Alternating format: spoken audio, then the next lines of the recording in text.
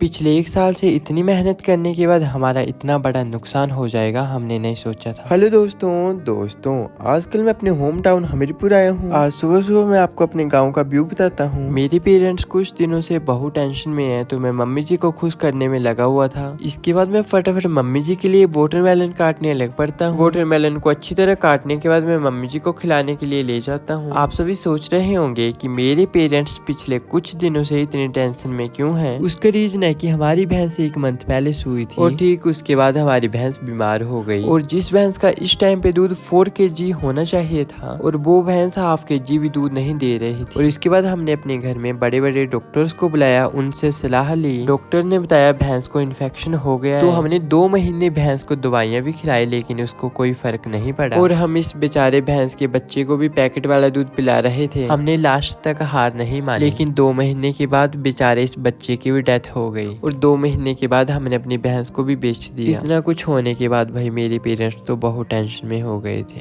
मैं मम्मी जी को बहुत हंसाने की कोशिश कर रहा था लेकिन भाई मम्मी जी को बहुत गुस्सा आ रहा था। शाम को हमारे घर में मेहमान पहुंच जाते हैं। दीदी जी के चरण स्पर्श करता हूँ और अपने भांजू से बात करता हूँ, मामू। और भाई छोटे से काकू को देखकर नानी जी तो बहुत ज्यादा खुश हो गए थे। चलो इसी बात पे मम्मी जी के चेहरे पे तो स्माइल आ गई। ठीक है दोस्तों, फिर बाय बाय दोस्तों।